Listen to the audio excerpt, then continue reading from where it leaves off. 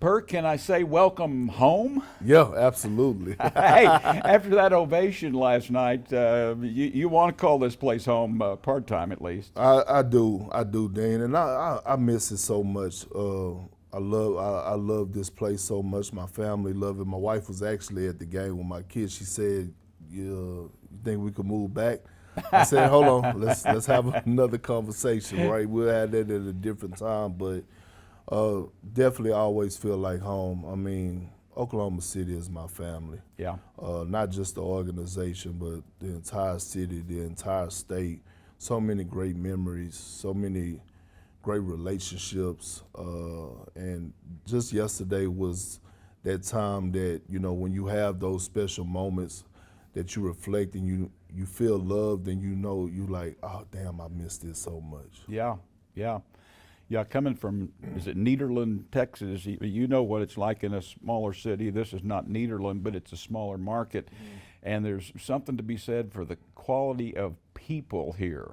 It seems to me, I mean, that's the thing that stands out about Oklahoma. Oh, absolutely. And the great thing about it, the crazy part is that all of my colleagues and friends that work at ESPN, they all were coming up to me and was like, Perk, man, this place is awesome. The people are great, the hospitality. And I was like, I told y'all this already, like, before we got here. And they was like, no, it's on another level. And I'm like, well, y'all really haven't seen, like, everything, right? Like, it's certain places and certain things that y'all need to go visit and learn certain things. Like, need to go to the memorial and learn about, the Oklahoma City bombing and things to that nature. And I think you will have a whole nother level of appreciation, but they love it here. And I'm going to tell you this, Stephen A. Smith is a great friend of mine outside of us working together. And when he's happy with a place, you know that y'all doing something right. Yeah, well, I worked where you work at the network for a long time, and I used to get in arguments with guys because they'd kind of be snooty about Oklahoma. There's just a pride here, but we'll move forward. That Oklahoma City bunch, they're getting after it. What stands out to you above everything? One is the agenda-free basketball. Very good way to put it. Right, agenda-free basketball is, you don't find that in young teams. Mm-hmm. Right, and you look, for example, in a guy like Jalen Williams, J. Will, the one that comes in off the bench, right? Because it's J. Dub and it's J. Will. There's also a third one now, as you saw, Kendrick. The other night. Yeah. So it's a whole lot of. But you watch how he played in the Denver series, and then now he's not getting minutes. Right. But then you look at the bench, he's up, he's clapping, he's happy for his teammate. He's smiling. He's enjoying the moment for him. He's like giving that energy, right? And the thing is that I always look at teams, and I always look at the bench, and that'll tell me a lot about what's going on in that locker room. Yeah. Because it's easy to be involved and feel great when the team is having success and you're having success also. But if you're not having success and the team is having success, what's your body language look like? Mm-hmm. And I'm watching guys come in after not playing minutes. I'm watching SGA embrace certain guys, give guys love. And every single night, it seemed like outside of SGA and J-Dub and Chet, it's a different guy stepping up. Mm-hmm. And the whole thing that we witnessed all season long with the group interview, right? Right. It wasn't fake. Right. That's real. Right. I stayed late after the game, probably was one of the last ones to leave, and I watched every single one of those players leave out of there happy with a smile on their face. And you don't see that often. Yeah. And some of those guys didn't even see the floor. And I think that's the separation right there. And I think that's why you see we're witnessing one of the best defensive teams in NBA history. Wow. Now, that's some big Perk analysis. I was telling you last night, I've followed you forever. We love you. You've taken your game to another level. I can tell after being in this business forever. It seems to me that you might have signed a new contract, but you it seems like you're growing in the business. Is there something that have you been getting tutoring, or what am I seeing?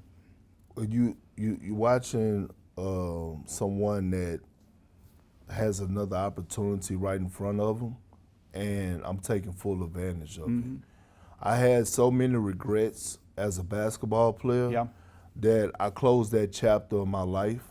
And I tell people at the network all the time, don't put Kendrick Perkins up there, NBA veteran, NBA champion. That's my past life, right? I want to be known as an NBA analyst, and I don't want to leave nothing on the table. What have you done? What are you doing? What kind of changes have you made? Because you're more introspective. It's just big time. Well, I think it's reps. Yeah. And it's also you get some reps, don't you? I get a lot of reps, and it's also like appreciating others and watching and learning from others. Yeah. People will be amazed. I watch and I study a lot of people, and not just in sports. On how to deliver, how to do your research, how to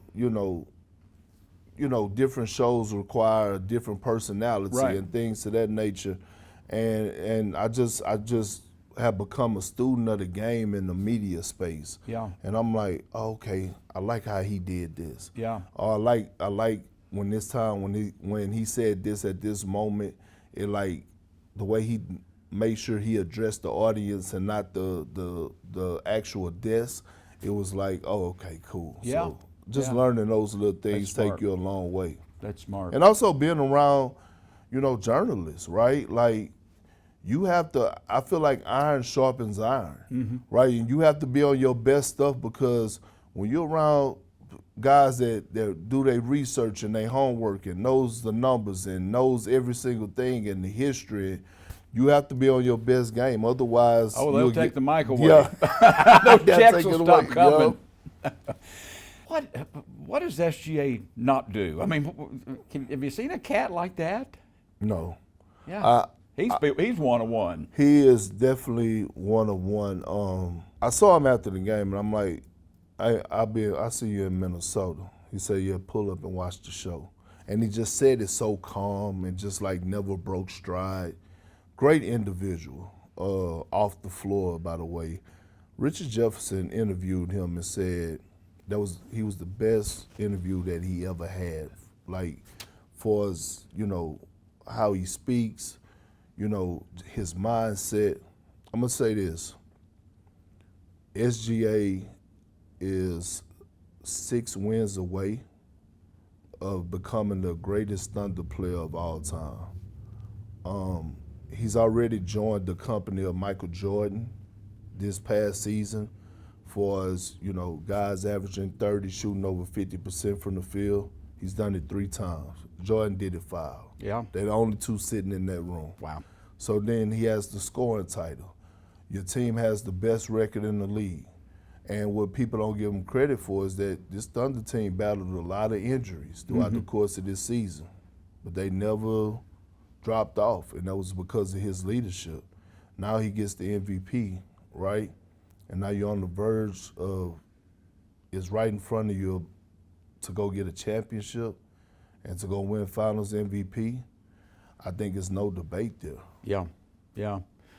Well, it's interesting that right now things are cooking perfectly. The health-wise, I mean, they got 10 or 11 guys who can play for one thing, but their health is good.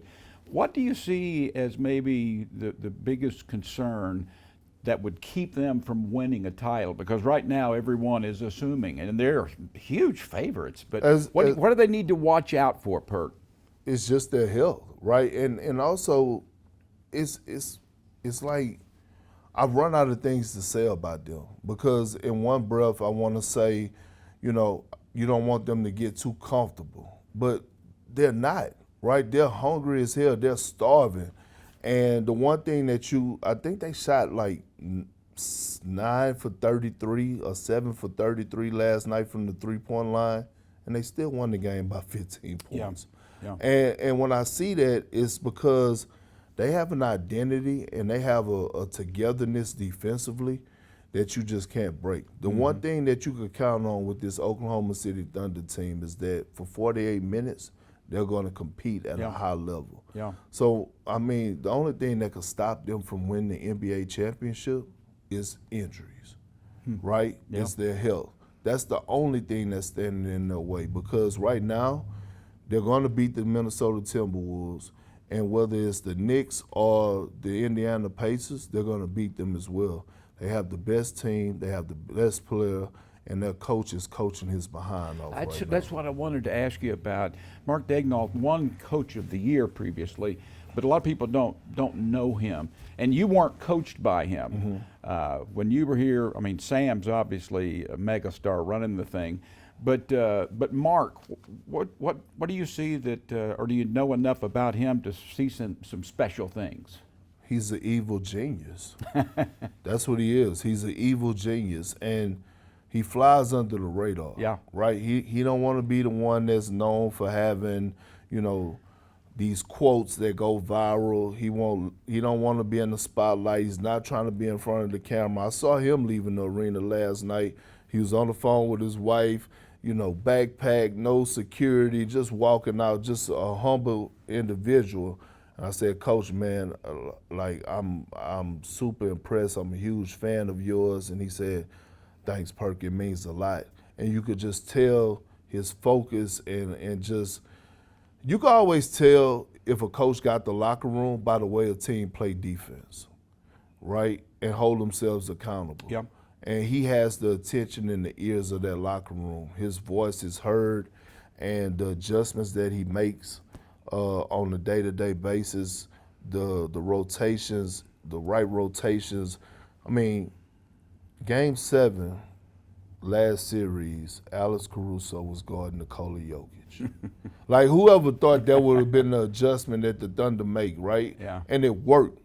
It worked. So you got to credit him and give him all the credit in the world for having this team together and having them playing agenda-free basketball.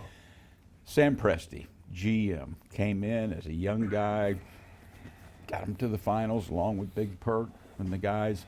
You got to get on Stephen A, because Stephen A keeps throwing out this caveat. He does a good job, but until he wins that championship, and he's had chances. You know what? He really hadn't had honest chances. They'd got Westbrook hurt one year when they were on a roll, et cetera. You know the team's background well enough to know. It's not like they've had a ton of chances, but when you look at Presti, what separates him from the rest? He had a plan in place, and he stuck with it. Uh-huh. And that was from day one. You talk about culture, this is the true definition of culture. Yeah. Right? Not getting too high, not getting too low, and not cheating the process. Like, he had moments where, he made moves, right? Kevin Durant was here, Kevin Durant left, Russell Westbrook took over. We went out and got Paul George to get Russ help. That ran its course, and then he came back and he started to rebuild. But then he had something special in SGA, and all of a sudden he has these lottery picks, and he drafts well. He gets Chet Holmgren, he gets Jalen Williams, he get, a Cason Wallace, right side Luke Dortz, right? And all of a sudden you see it start to come together. And when I say culture, when I walk around the arena, I'm still seeing I'm seeing all the familiar faces from when I was there. Really? Right? Coach Mack. Oh, yeah, I got you. Ayanna, from the guys the valet drivers to the security to everybody. And that says a lot about Sam Presti, right? And he's established a culture and a family that, like, it's when people have, like, security for us with their jobs, it brings out the best of them, right? And that's what we're witnessing. Like, everyone is held to a high standard, from the equipment manager to the training staff. And that's why you see all of the Thunder guys, they're in great shape, right? The majority of them are healthy.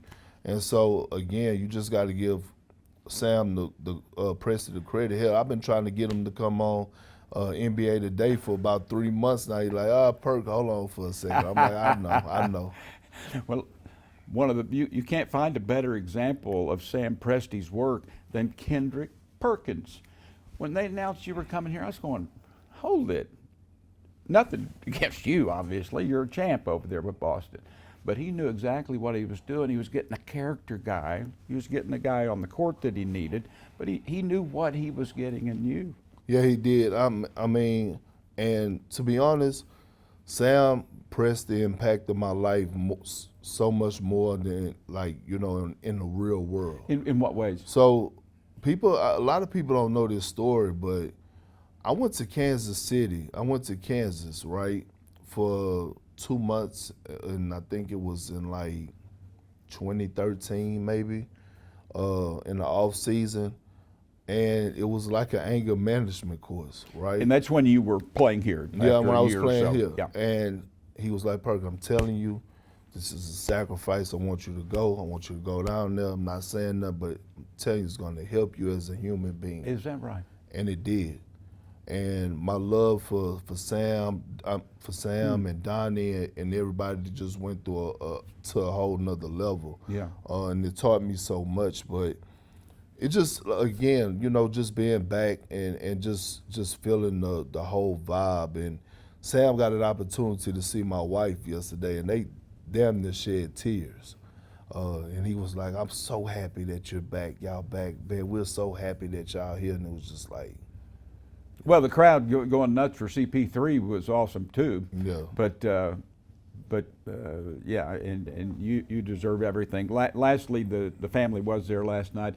Saw two of the kids, right, on the court playing some hoop.